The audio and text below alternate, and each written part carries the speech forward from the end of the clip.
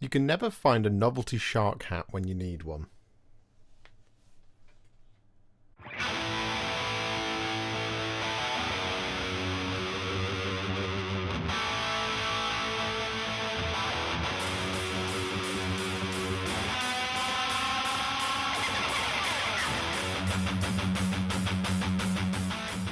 Hello everybody, it's the Warhipster here, coming at you with another Sprue review video. Yes, we are back once more with the second half of Helsmiths of Hashut. This is technically wave, I guess, 1.2? Yes, Games Workshop have been very kind and they have sent to me early all the new kits. So we have the Ashen Elder, Ashen Elder, not the Ashen Elder. Woohoo! This early in and we're already making mistakes. We have the Ashen Elder / Daemonsmith, we have Urak Taar, we have the Hobgrot Vandalz, we have the Cavalry, the Anointed Sentinels / Bull Centaurs, and we have the other thing. Infernal Razers. Found it just then. Yes, we've got it all. So, a massive thank you to Games Workshop for sending me this stuff because, well, we really liked the Helsmiths of Hashut army set.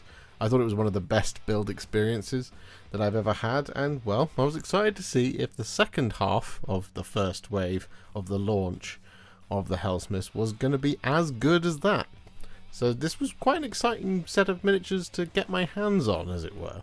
And it just so happens that we've managed to get it all done. Yes! Because I've been a busy little bee. So, with all of the miniatures all fully painted, it is now time to have a look way back when we started to build them together, as I show you the sprues and we talk about those pain points when it comes to building these miniatures, because there are a few this time round. Not as many enough to make it bad, but well, why would I spoil this video for you so early? So if you're excited to have a look at the new Helsmiths of Hashut sprues, then you should watch the rest of this video. But before you watch the rest of this video, if you haven't already, please do hit that subscribe button. We are hurtling our way very slowly. Can you hurtle slowly? Well, you can in this universe. Warhipster universe. We are making our way slowly to 100,000 subscribers, and I would love it so much if you could help us get to that hallowed goal. And of course, the usual other YouTuber-y things. If you could hit that like button and comment below to tell me your thoughts on the Helsmiths of Hashut. Are you excited? Have you been delving into your army sets? Are you enjoying them? Are you hoping for more eventually? Soon? At some point? Maybe? Next year? Who knows? I reckon there's a good shout. So here we go then. It's time for the Helsmiths of Hashut. Wave 1.2 or 2 or whatever number you want to attach to it. Alright, we are going to get this show on the road with the Daemonsmith. Now I know what you're thinking. Should be pretty simple. Except that it's not, because you have a choice to make. We have the Daemonsmith here, who is a dual kit. There it is. Daemonsmith and the Ashen Elder come in one single box. So it's not two models, it's just the one. So do you want a Daemonsmith or do you want an Ashen Elder? That is the question. You probably want both, to be honest, because you don't have that many characters as an option here in the Helsmiths of Hashut box, so you are going to be able to buy two of these, I suspect. But we're going to have a little look here at what this kit entails. So I would imagine that we're going to have a couple of optional extras in here, but not for the characters. So we're not going to have alternate heads or alternate kind of weaponry or anything like that. It's just going to be kind of is as is. It wouldn't surprise me if it's like 7 components to build each one as well. So here we go, Daemonsmith, here it is, or the Ashen Elder. That's what we have, and let's have a look, shall we? So, nope. There we go. Okay, so to build our Daemonsmith, it is going to be components 1, 2, 3, 4, 5, 6, 12, 7, 8, 9, 10, 11, 17, 10, 11, 12, 17. So it's 13 components to build. To build the Ashen Elder, 1, 2, 3. So this part stays the same. Then 13 and 15, 16, 18, and 14. So there's 18 components in here in total. The Ashen Elder is not stood on the tactical rock. I suppose you could stand it on the top tactical rock if you wanted to. Maybe. I'm not sure. But there you go. I mean, that's it. That's 18 components, but you need 12 to build a Daemonsmith and less to build the Ashen Elder. So here is the sprue. Now this base is 32mm by the looks of things. I'm just going to confirm that. Yes, it is a 32mm base. And this is your sprue. So the kind of tactical rock does cover the entirety of the base, which is pretty cool. There's a little bit of slippage there, but not too much. So that's nice. The body, which is going to be for both the Daemonsmith and the Ashen Elder, it's here and here, and they connect quite nicely. It's twice on the underside of the boot, once at the top of the neck, and then once here on the chest and twice on the underside of the skirt. So that's okay. We don't mind that at all. The rock we've connected around the outside as per usual, and then we have the cloak, which I can't remember if that's on both. I think it was just on the Daemonsmith. Maybe it was on both. I think it is on both actually. It's just one single piece, but it does have two cutouts, so it does look like it actually comes around the edge. Maybe. No, it doesn't have cutouts. I've lied to you there. We have two of the trails. This one is for the Daemonsmith, this one's for the Ashen Elder over here. Connected, unfortunately, on both occasions on the actual kind of joint where it's going to go into presumably the shoulder or this cloak. Up around here on the front part. No, it'll be on this one, which is around the front part. So that's, yeah, connected a little bit in a little bit of a difficult way. We're connected here on the end of the sort of jewellery, and once, twice, 3 times, 4 times, 5 times for that one piece, and then over here 1, 2, 3, 4 times for that piece as well. So it's a lot of connection points for those pieces, which are very frontward facing, like they're over the top of the shoulders, they're front of the shoulders. So it is what it is. The Ashen Elder's head, he's got a connection point right on the top of his bald head, which is that's not great. We don't like to see that. The Daemonsmith is not connected on a bald head because he doesn't have a bald head. He's wearing a hat. We're connected here on the underside of his sort of beard accoutrement, and then here on the top there as well. There should be a face plate that goes on there as well. I'm not sure which one it is. Is it that? Surely not. No, that goes on the top of the Ashen Elder's staff, which is there. So where's the bit? Oh, it's up here. That's the front of the hat. So on that case, we're connected once, twice on the actual horns, not on the hat itself, but on the horns, which is, yeah, I mean, we don't love that either. We should have the fire here somewhere. Yes, there it is, and here as well. That comes in 2 pieces, 4 and 5, and we're connected once, twice, 3 times, 4 times, 5 times in the actual flame as well, which isn't ideal either. We have the sort of open book here with the sort of stones in it. That's got connected around the outside. That's probably absolutely fine. Then we have the sort of the bit on which it sits. It's kind of book stand. Again, connected here at these kind of these apex of these corners. It's the same thing over here with these horns. Like, this is basically the cutting edge of a blade. It's the same thing sort of going on down here as well, which just makes for a slightly more difficult build experience. And the Daemonsmith is the one I'm gonna build, so wish me luck, guys.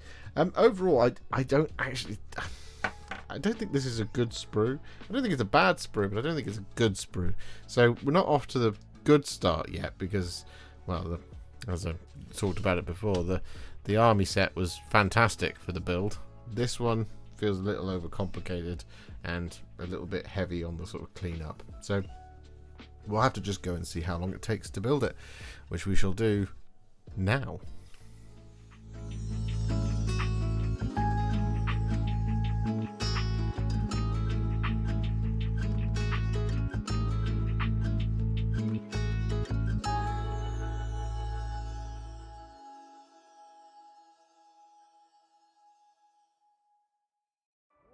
So our Daemonsmith is all built. So now we're going to look at a kit that I'm interested in. Not for the purposes of gameplay, but I'm interested in this one. I'm talking, of course, about the Hobgrot Vandalz. There are 20 miniatures in this one little box. 20! So I'm interested to see how this looks on sprue. So let's get this one open and have a look, shall we? Because this is one of those ones where they become quite compelling from a hobbyist perspective if they're like 4 components each. If they are 6 to 8 components each inside a box like this where there's 20 of them, that's too much. So let's have a look. Whoop. There we go. So I'm expecting some duplicate sprues, but what we do get is the Helsmiths of Hashut transfer sheet, which is cool, and we get a very, very thin, very light instruction manual. In fact, it's just a fold out. Okay, so here we go. This is interesting. Let's just pop these out of the way because we get 1, 2, 3, 4 sprues. Technically 6, but 4 sprues. And this is the instruction manual. So we have a champion, and then we have a standard bearer, and then we have a musician. We then have 2 of these, 2 of these, 2 of these, 2 of these, 2 of these, 2 of these, 2 of these, 1, 2, 3. Okay, so logic would dictate that some of these will be the duplicates. Aha, there it is. So 22 and 23 over here, 22 and 23. Making sense. 14 and 15 or 14 and 19. So those are the options of that by the looks of things. And we've got a 1 and 2 here, which would mean that this one, yeah, 1 and 9. Okay. Alright, it's making sense. You can build a blob of 20 or 2 blobs of 10. Now they seem to be 1, 2, 3. Optional weapon here. 4. So 1, 2, 3, 4, 5, 6 components on that one. Okay, it's a champion. Makes sense. 1, 2, 3, 4, 5, 6, 7 on the standard bearer. It's not looking good. Musician. 1, 2, 3, 4, 5. That's much better. Okay, that's musician. Now your bog standard Hobgrots. 1, 2, 3, 4. Perfect. That's what we like. 1, 2, 3, 4. 1, 2, 3, 4. 2, 3, 4. 1, 2, 3, 4. 1, 2, 3, 4. 6. 1, 2, 3, 4, 5, 6. 1, 2, 3, 4, 5. Oh yeah, these are the duplicates that we're going to have to use anyway. Okay, alright. Because I'm going to build a blob of 20. I'm not going to build 2 blobs of 10. So, we should have then, by that logic, of course, we should have the duplicate sprues over here. So, this one and this one should be the same. They are. And this one should be the same.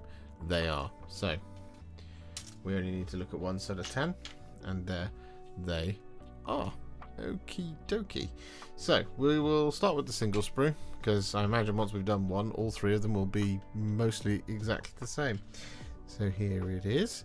And, well, what I suspect we're going to see quite a lot of is just slightly annoying things in terms of connection points on stuff like cloth, which we're seeing just here and here and here. And because it's annoying because we want it to be nice and smooth, right? It's soft sort of cloth type things. We have some shields, 1, 2, 3, 4. They're connected once on the sprue. Same for these arms, 1, 2, 3, 4. They're all connected just the once. The head is connected on top of the head, but that looks like a helmet almost. I think it's cloth, so it's not the end of the world. Same for that one there. That kind of looks like helmet as well. And this one definitely looks like a helmet to me over here, this little piece. So it's kind of really the main thing about these is that we want them to be sort of minimal components, and it seems to be that they are for the majority of them. And actually the cleanup, it's going to be a case of you'll get used to it as you go along if they're connected in the same way. So for example, just here at the hip and on the underside of the foot, the one at the hip isn't great because it's on the cloth. Could have been like up here on the top of the body where you're just going to easily trim that away and then put the other half on, but it's not, it's on the cloth. But if that's the same for all 10 bodies, at least this section of the body, then you'll get trained for it by about 2 or 3 of them in. So yeah, there we go. Having connection points on the top of the heads is a bit disappointing, because it does mean we've got kind of quite a few opportunities for gouging and, you know, having those slightly sort of awkward bits of extra plastic on the tops of the heads where we don't want them. But well, there's nothing you can do about it. It's the nature of the sprue.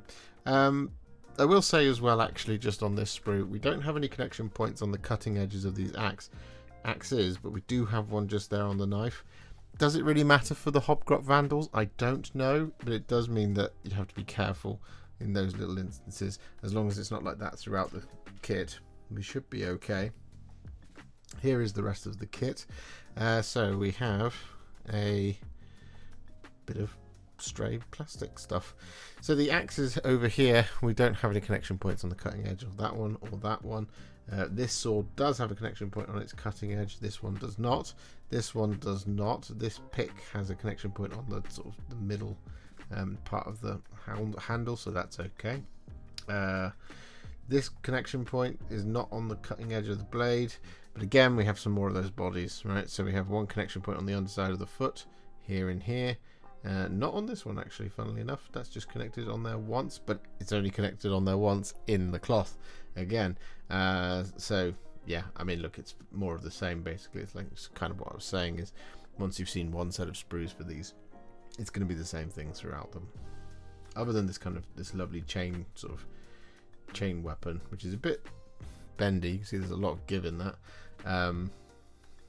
Yeah, you want to clip this just there first, because this part feels a little bit more sturdy, probably by the nature of how it's attached to the sprue. But you don't want to clip here because you don't want to put too much pressure on here. I mean, I'm already doing this with it, but so it feels somewhat pliant, but yeah, it is what it is. So we've got some more of the shields. They're all just connected just the once. I mean, at least there's minimal connection points here, at least as far as I can tell.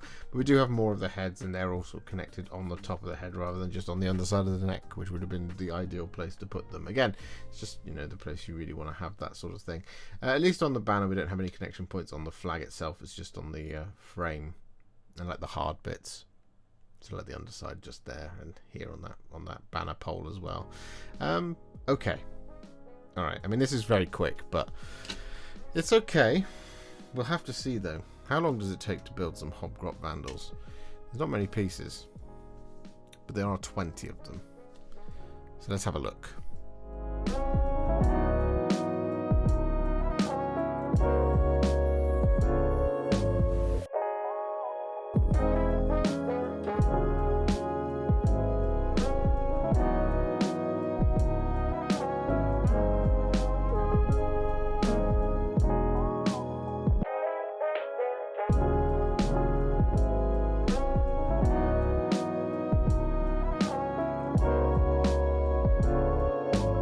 So we built up 10 of our Hobgrot Vandalz. There we are. And, well, they were actually pretty simple to do, which is pretty cool. So, we would have done all 20, but we are pressed for time. So, we'll do the other 10, I'm sure, at some point. But 10 is a valid unit size. So really, it's a pretty good box. Especially if you're going to run lots of them. You can get, like I said earlier, blobs of 20. Or 2 blobs of 10 out of one box. But our next kit is going to be the Infernal Razers. Now, the Infernal Razers you can build one of 2 ways, with blunderbusses or with flame hurlers. So there's not really actually too much difference going on here. There's a couple of different choice of heads by the looks of things, and of course the weapons are very, very different. But well, let's crack open this box, shall we, and have a look for sure at what's going on inside the Infernal Razers box. So we have 1, 2, 3 sprues, a set of 5 bases, an instruction manual, and no transfers. I guess because there's no banners or anything like that in here. There we go, and 5 bases, and that's our 3 sprues. Oh, these are very, very empty sprues, actually. Look at that, very light on components, particularly this one here. That has lots of empty space there. I'm not sure, you probably could have condensed that down into just 2, but yeah, well, we'll have a look, shall we? Let's investigate. the instructions. So, here we go. So, what are we doing here? Well, by the looks of things, we're building miniatures. Who'd have thought in a sprue review? We have 2, 3, 1, and then 9, 7, 8, or the alternate gun. That's peculiar. Oh no, wait, that's just showing you what that gun looks like, I think. Okay, so choose the variant you want to build. So we build our champion, or we build just a normal Infernal Razor if we're going for a doubling up. We have, and this is just straight with blunderbusses, straight with flame hurlers. Oh, okay, cool. Right, I've figured it out. So, if you want to build your blunderbusses, open to page 1. If you want to build with flame hurlers, open to page 3.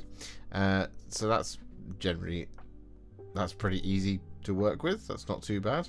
So there's actually no options per unit really, other than this one here, which is an optional head, and one of which I think they're using to denote that there's a champion, and the other one is just to denote that it's a normal Infernal Razor.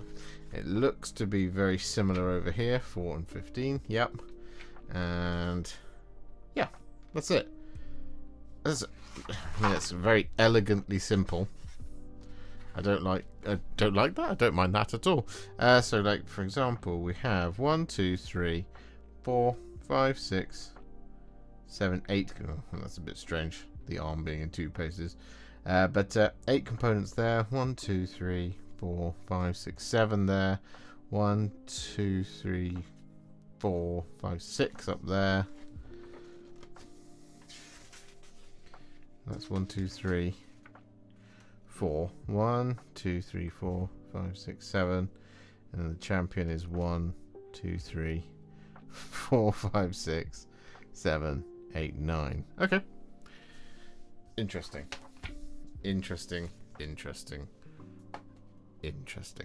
Alright, let's have a look at those sprues, shall we? So we'll go for the one that's detached first. And here's what we're looking at. It looks to me like the flame hurlers are probably the slightly easier to build option because the guns don't come in 2 pieces. These ones, the blunderbusses do, of course, because they have the sort of howling maw of the blunderbuss itself that goes on the end of the gun. It seems a bit strange to have that as a completely separate piece, but I imagine that's so that we can actually get the hole in there, rather than, for example, it just kind of being like a flat void of plastic, which you wouldn't really be able to drill. You'd have to do some proper carving to get the nice sort of depth out of it. So that's what I'm guessing. That's why that's been done that way, but who knows? So we have one of the heads over here. We're connected in the beard, but not quite in the hair, so it's in the jewellery of the beard. And then we're connected here on the sort of bladed horn of the helmet. And the same thing goes over here. It's exactly the same layout just there. And the same thing gone over here, except on this one and this one, actually, we are connected on the underside of the chin, which isn't so bad, because you obviously won't see it too much. It's better than having it, for example, on the side of the helmet, which wouldn't be so great. Having this connection point on the top of the hat isn't ideal because it's very, very obvious if you don't get that sort of smoothed down properly, but it's not the end of the world, I suppose. The bodies, 1, 2, 3 and 4 pieces of body here, were connected pretty nicely. We're on the armpits and on the underside of the dress, so that's cool. That means it's nice and simple to pull those out. And the weapons themselves, actually, the 2 blunderbusses here and here, were only connected twice. Once on the arm back here, which is a bit of a shame because it's a bare arm, that's flesh, and then once on the barrel, which is then going to be covered up with the maw of the blunderbuss, which is, well, it's a pretty interesting way of doing it. It's nice because it's only 2 connection points per gun, so that's the kind of thing that we like to see. However, that is going to be a theme here, is that we are going to have connection points in the musculature here, and here as well. We've got it going on here, and not there, that's on a glove, that's okay, but here there is a connection point on the muscle. The reason why we're pointing that out is because we want it to be a nice and smooth muscle, so we're going to have to move with the curvature of the arm rather than kind of going straight across it, because otherwise we'll end up flattening it off and it will look a bit unnatural. Very simple little sprue. And here we have 2 more very simple sprues, because, well, it seems to me like the vast majority of detail is actually on this one and this one here. So this sprue here alone only has 16 components. 1, 2, 3, 4, 5, 6, 7, 8, 9, 10, 11, 12, 13, 14, 15, 16. But the same things are available here. So gun connected once, and then once on the muscle. Then we have more of the blunderbuss here and more of the blunderbuss here, connected just the once. The body were on the underside of the boot here and in the armpit, underside of the dress and in the armpit, so that's pretty good. But the hat, this is what I was talking about. The hat is not on the sort of beard jewelry there. It's on the side of the helmet, so that's not great on component 5. It's very congested in there, so it's going to be very tricky to get that nice and smooth. So you're going to probably end up doing this head. I think that's the non-champion, but goes on the champion head. And that's the champion's head just there. That one is connected, unfortunately, in the hair, but it's much easier to deal with than this helmet over here. So hopefully that is the case, that is a swappable thing. We have the 2 shoulder pads on the champion as well. So here and here, they're just connected just the once on there, which is pretty good. And we have another unhelmeted head over here, which is actually connected on the smooth bald top of his head, not on the underside of the neck, which would have been much nicer to see. So that's a bit unfortunate just there. We have another one of the heads and hats. Actually, we have 1, 2, 3, and 4 over there, and they're connected the same way as they were on the other sprue. Bodies are connected in the same way as they were on the other sprue. Guns are connected in the same way as they were on the other sprue, and so are the arms. So overall, it's very, very simple, which I like, because they're not particularly complex models. But it's going to be interesting to see how quick it is to put them together. I would reason that it won't actually take too much time. But let's find out together, shall we?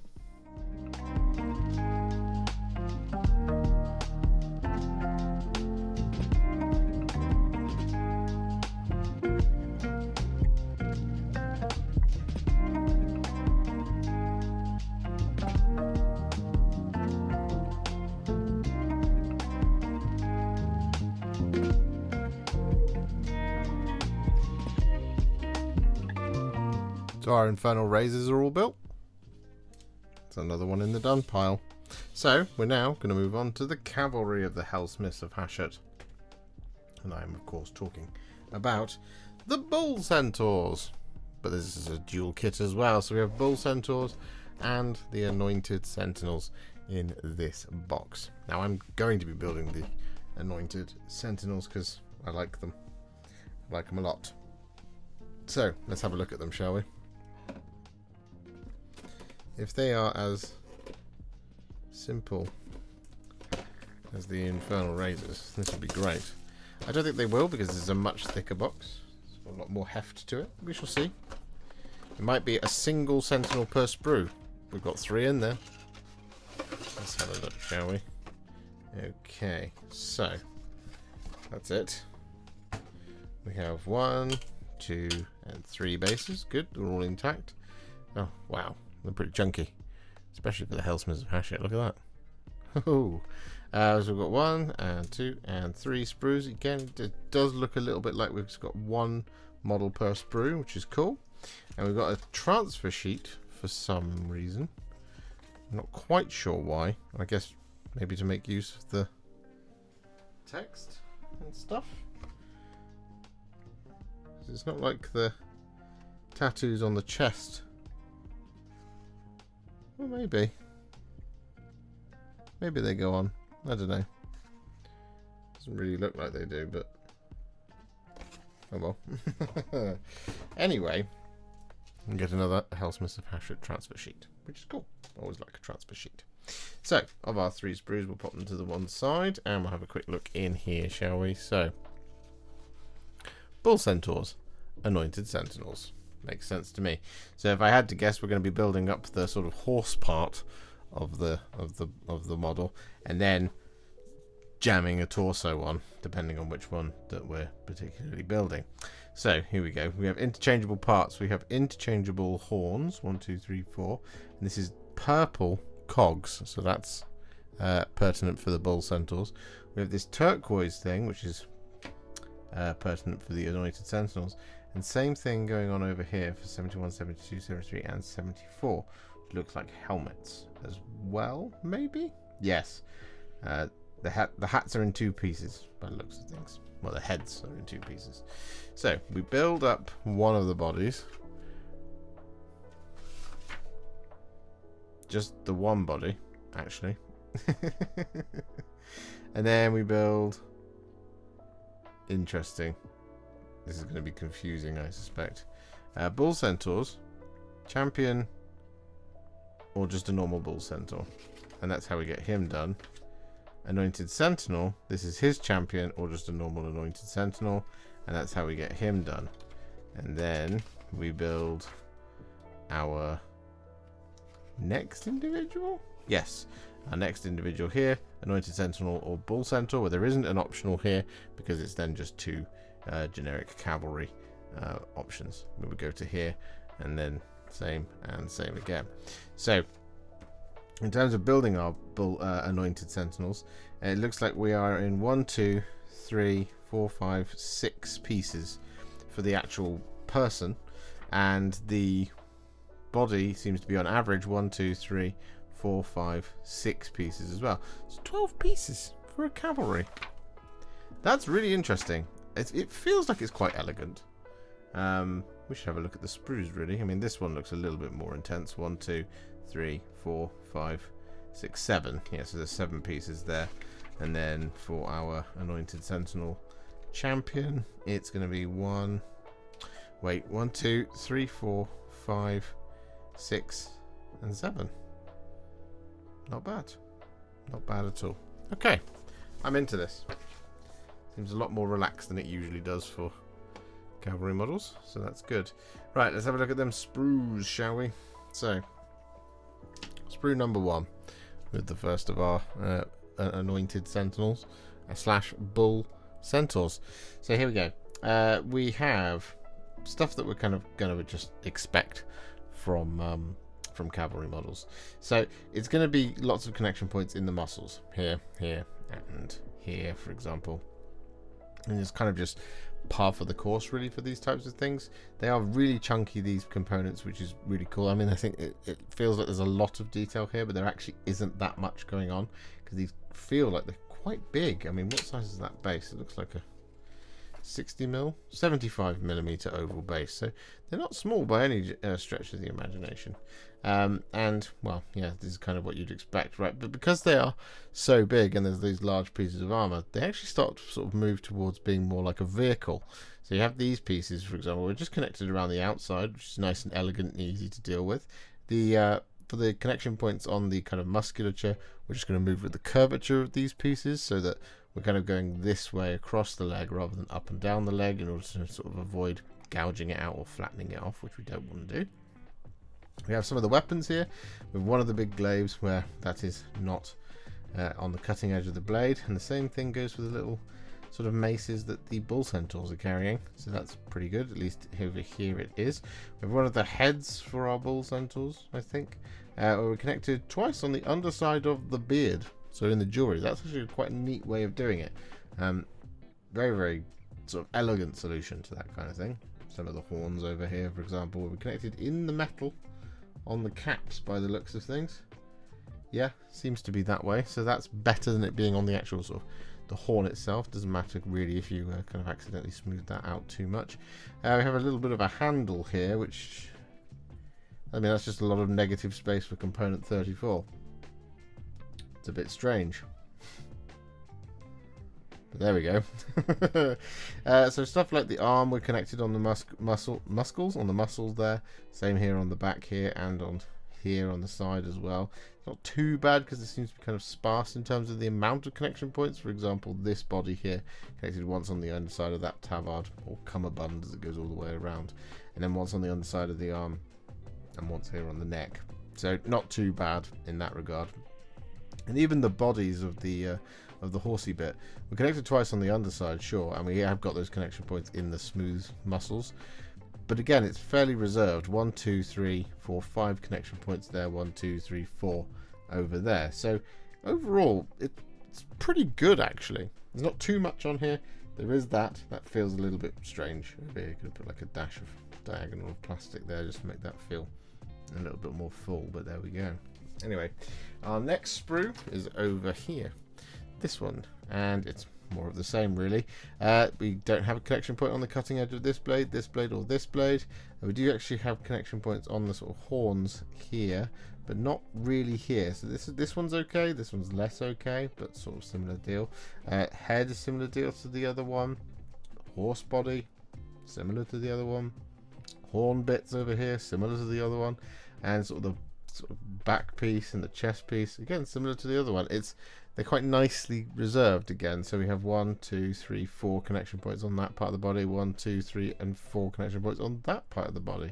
So yeah, that's pretty good. It's fairly consistent. Let's see if it sticks to landing over here, and it would seem to. We have more weapons, 1, 2, 3, and 4. No connection points on cutting edges of blades. Fantastic. So we have another one of the heads here, connection point on the underside and the underside of the beard. Same deal as the other two sprues. And this one is the one that actually lets it down over here, number 19. So close. But once here on the top of the head, where it is going to glue into something else so it won't be seen. But then we're twice on either side of the beard, which is a bit of a shame over there. Because the other one's very, very nice. Otherwise, feels fairly similar to the other sprues. Again, connection points in the musculature of the arms, the body, but 1, 2, 3, 4 connection points, 1, 2, 3, 4 connection points. Still also doing their best to be stuck to the underside of the hooves, where it's going to be nice and flat. So overall, it's pretty good. I like this. I like this set of sprues. I'm quite the fan. So I think we should see how long it takes to put one together. I mean, I know I always say that, but you know, it's part of the format now, so I guess we just repeat ourselves endlessly until you guys no longer want to see these videos. Well, we're going to do this, and then we'll be back with the big boy himself.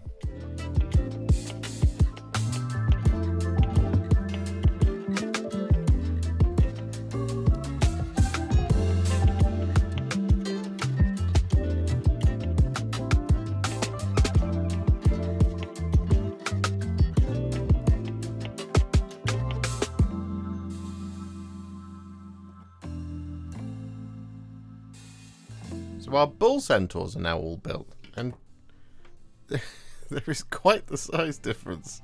They are enormous. But there we go. I really like them. I think they're cool. And they go together really nicely, so there we go. Anyway, we have one more kit to do for the Helsmiths of Hashut, and it is, of course, the big one. It is Urak Taar the First Daemonsmith, or alternatively, a Daemonsmith on Infernal Taurus. That's your choices here. So there is optional extras in here. So let's have a little look at the sprues. Let's see how many there are. What do you reckon? 2 or 3? I'm gonna guess 2. Just the 2. Ooh. It's 2. I think it's 2. 1, 2, yeah, and a big old circular base as well. Alright, let's just move that out of the way for the moment, because we don't need it just yet. So, instruction manual, here it is. Urak Taar the First Daemonsmith. And pinning up. Oh, straight in. Oh, that's where all the kind of contents and stuff is. Okay, so, well, okay, first of all, it looks like we're going to be building up the Infernal Taurus and the base. Just for both of them, depending on which one you want to do. So it's like that and then like that, and then we have the wings and then the throne as well. So okay, the throne is separate to the body, so you could sub-assemble this if you wish to. Part of me kind of wants to prime this in Runelord brass. I'll have to have a think about that, because Runelord brass is no longer available, so you'd have to buy it from another place like Colour Forge. But there we go. Okay, so then we go on to Urak Taar the First Daemonsmith. Here he is. And okay, so he's got optional extras here, so we don't actually have to put the flamey, smoky lightning thing on him if you don't want to. That's actually quite a nice thing. For those of you who don't want to do that, that's actually very cool. So that's nice. And then looks like there's only just one page for him, Urak Taar. Oh no, and then it's the final assembly as well. And then there's the Daemonsmith on Infernal Taurus. Here it is. And it looks to me like there is, yeah, choose the variant you want to build. You can build 2 different ones down here as well. So there's one with a big old mallet and one with a big hand of fire, which is, that's actually quite a nice little addition. So you could run maybe 3 of these and they would look a little bit different each time. That's cool. That is a nice thing to have on such a large model. Well, is it really that large? I don't know. Let's have a look. So here is the first of our sprues, and it actually isn't that big, to be honest. So usually with these sorts of things you look at like the size of the wings, and the wings don't seem to be that big. So therefore this whole thing isn't actually going to be that big. It's definitely going to be bigger than a bull centaur, for example, but it doesn't actually seem to be that large. In fact, one thing I am just going to quickly check is what the size of that base was, because I didn't actually look at that. It is 130mm round base. Okay, so it's not tiny, but it's not exactly enormous either. So he might be one of the smallest faction leaders in the game. That's interesting. So the vast majority of this should be fairly easy to clean up, because it's basically, like we've covered in the past, a vehicle. Might as well be a vehicle, for example, because a lot of this is just smooth metallics, like these wings, right? They're just metallic constructs, and same for like the body on the other sprue, which I'm sure we'll get to in just a moment. So actually all of these pieces should be relatively easy to clean up. So this piece, this piece, this piece, this piece, this piece, this piece, this piece and stuff. And actually what you do get in this is, because theoretically there is spare body. In fact, I'm just going to check that now. So to build the Daemonsmith, it's 55, 54, 53, 56. And to build Urak Taar, 68, 69, 71, 72, 70. So theoretically, this is a way to get your alternate Daemonsmith, or indeed your other guy, the priest, Ashen Elder. You could theoretically use it that way to do this if you wanted. Theoretically. That's actually, I mean, that's not something that they're showing you in here, but that's actually pretty cool. Yeah, that's a brainwave that's just come to me. Nice. Okay. Alright. Excellent. Anyway, back to the sprues. So here's the sprue. Like I said, most of these large pieces should be fairly easy to deal with. Now we do actually seem to have our first encounter in Helsmiths of Hashut with big mold lines going on here. You can see things. I only just spotted it there because of that glove. You can see it. There you go, big white mold line there along the edge, and you can see it on this wing here as well. So that's going to be probably the bit that slows us down here, because actually getting rid of all those connection point cuts isn't going to be too difficult because of all the large, smooth, flat pieces. Of course, we don't want to gouge it and take too much off. We still want that to be nice and smooth, but actually kind of cleaning up all the mold lines is probably going to be the bit that takes the longest here by the looks of things. There doesn't seem to be too much in the way of tiny details, other than, of course, for Urak Taar or the Daemonsmith that you're going to put on. But we are going to have things like, for example, here with that hand holding all of the flame, we're going to have a big old mold line going around the outside of it, which is a bit of a disappointment on that regard. It's kind of what happens with these bigger kits. And across everything from the Helsmiths of Hashut, it's a pretty good track record. Because the other ones, they've all been pretty great for cleanup. 10 out of 10 no notes in that regard, but here they are pretty significant. We have the large bit of flamey fire over here, and again, because that's got all of those kind of like spars of lightning and stuff coming off it, it's going to be a bit of a difficult thing to clean up, just in terms of time that it takes to do that. So it might be a bit time consuming to get that cleaned up. We do have a piece of the base over here as well, but base is as base does. You can see that big old mold line on that piece of smoke just there. That's what I'm talking about in terms of the cleanup on this sprue. Okay, interesting. Let's have a look at the other sprue and see if that's in any better condition. I doubt it, but we'll soon find out. Maybe. Maybe it's a little bit better. Yeah. Here it is. Here's the other sprue. So this is where the vast majority of the body, and again, it's the same thing. We've got a lot of pieces here that are sort of flat two-dimensional plane. There's large pieces of the body and stuff. And as I said, I was just sort of looking at it. I actually do think this sprue is in slightly better condition than the other one in terms of the mould lines. I can't see really big white mould lines around the outside. So in that regard, that's pretty good. Well, that's very good. We like that sort of thing. That's awesome. Yeah, this is, I mean, there's a little bit of mould lineage going on just here. Sort of see it. But nowhere near on the same scale as the other sprues. So, okay, so it's half and half good. Half pretty good, half mould liney. But yeah, I mean, that's the other sprue. It's the same sort of feedback again. We got pieces of the base, like all these ruined trees and stuff like that. It's nicely kind of attached around the outside. Same for all the kind of the large parts of the Infernal Taurus. It seems majority of it, the Infernal Taurus, is over here, and the wings are on the other sprue. So, unfortunately, it'd be actually nicer if this was the sprue that was in worse condition to the other one, because the other one's got all of the rider on it. By the looks of things, this is more of the large bits, which are much easier to deal with. But yeah, okay, it's interesting. It doesn't look to be too intensive a build. I'm going to estimate it's sort of around about 50 components, depending on which one you build. But it's not too bad. I guess we'll just have to experience this one together. We are, of course, going to build Urak Taar, and because we're going to put the... I mean, what's the train of thought? The train of thought is that the more complicated version to paint will be the one with the lightning and the smoke, so we are going to put that one on there as well, just for the sake of the painting video that is coming. But yeah, that's pretty much what we're going to do. So let's check it out. Let's see how long it takes to build the first Daemonsmith.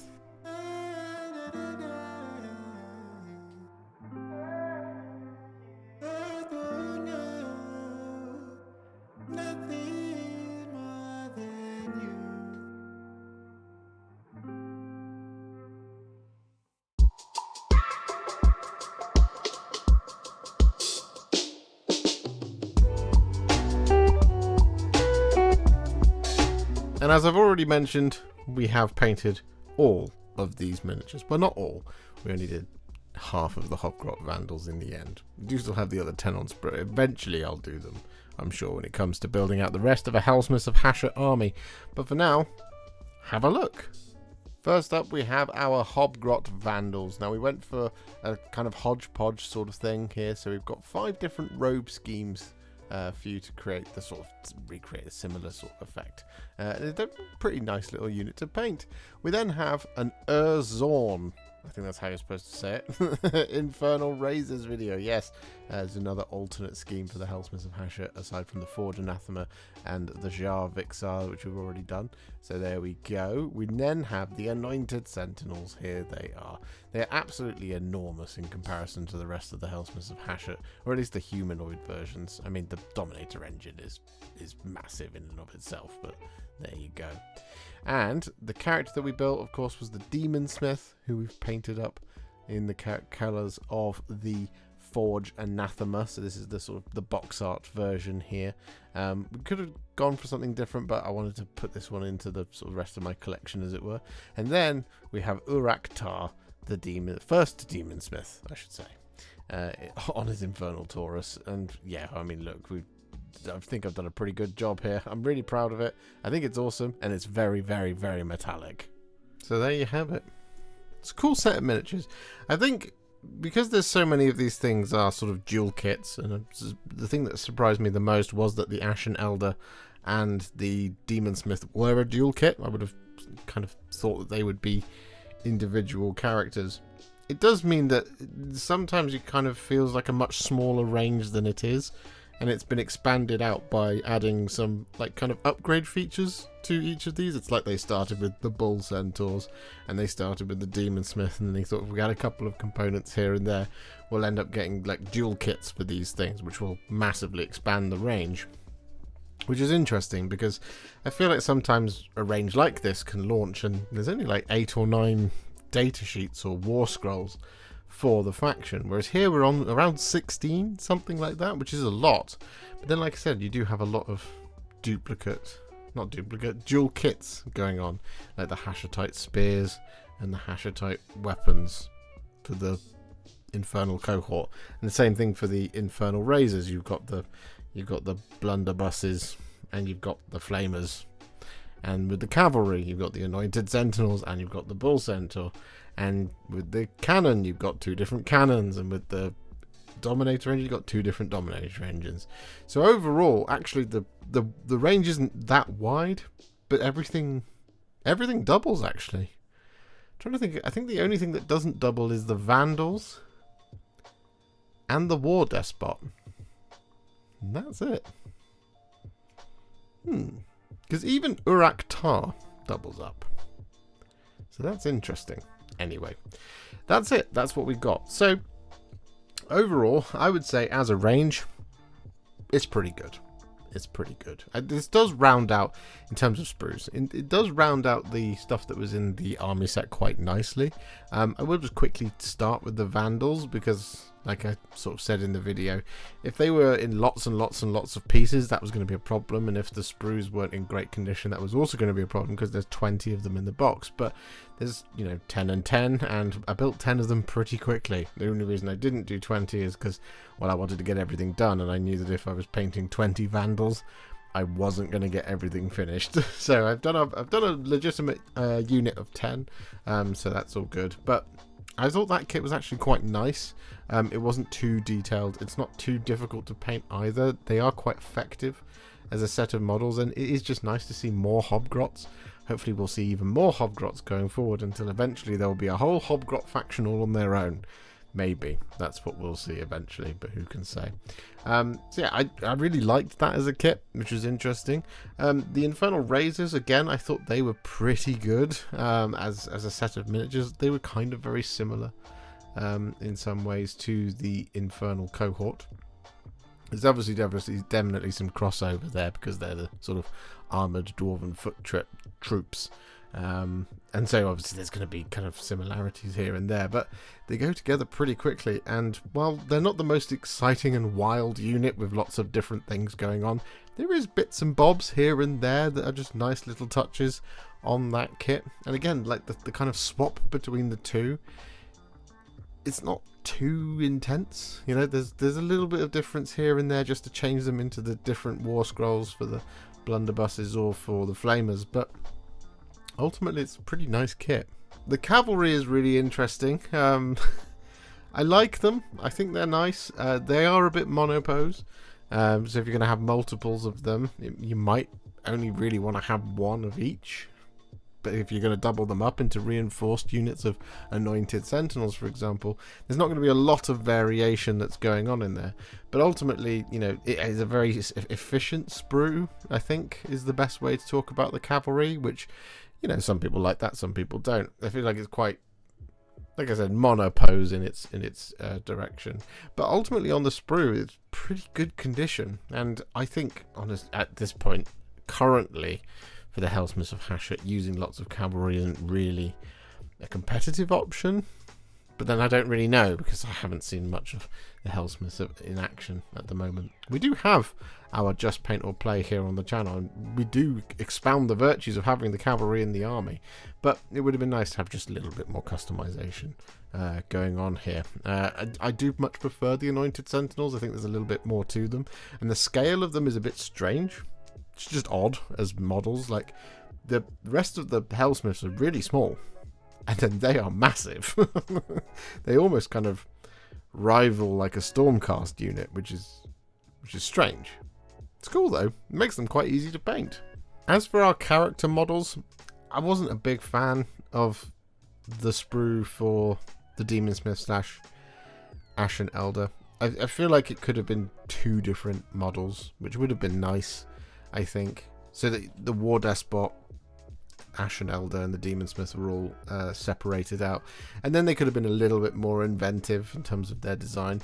The kit's okay. I mean, just building either one of them is all right. There is a few things on the sprues, obviously, and that goes for all of these things, which we've obviously talked about where it's come up in the video. But ultimately, I'm not sure I'm the biggest fan of a dual kit character. I don't know why. It just doesn't feel right to me. It would have been nicer, for example, it would have been nicer to have more customizable elements of Daemonsmiths and Ashen Elders, rather than it's one or the other and this is the build that you have. And obviously you could sort of mix and match the pieces and then to create some slightly different ones. But yeah, I don't know what it is about that set. I'm not the biggest fan of it. And then of course Urak Taar as well, and yeah, he's okay. I mean, as far as a big faction leader goes, it's not that terrible a build job. Sometimes they can be really, really difficult, and sometimes they can be really frustrating to put together those models. But he was okay. He was actually quite good to do. And one of the things I think is really cool there is that if you build either of them, you do, I think, I haven't tested it, I will maybe at some point, but you do have enough pieces left over to just build Urak Taar on foot and then just use him as an Ashen Elder, or the Daemonsmith on foot and just use it as an Ashen Elder or as a Daemonsmith.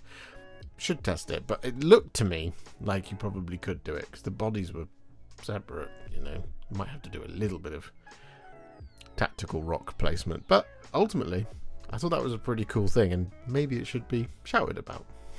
There was a time, for example, with the Aventus Firestrike, this guy. If you build it as Aventus Firestrike, you have a Lord Celestant on foot, ready to go. And they gave you a 40mm base to do that. Not Lord Celestant, the other one. What was it called? Lord Arcanum on foot, in order to do that. It kind of feels like that's the same thing that's gone on here. It's just not a feature, which would lead me to believe that maybe there's a piece missing, but I honestly couldn't figure it out. But maybe you guys will figure it out for me.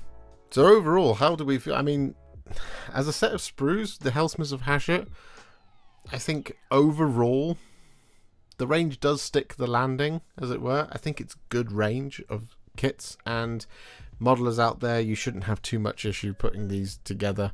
And indeed, you'll have a really cool little collection of the Helsmiths of Hashut, of the Chaos Dwarves.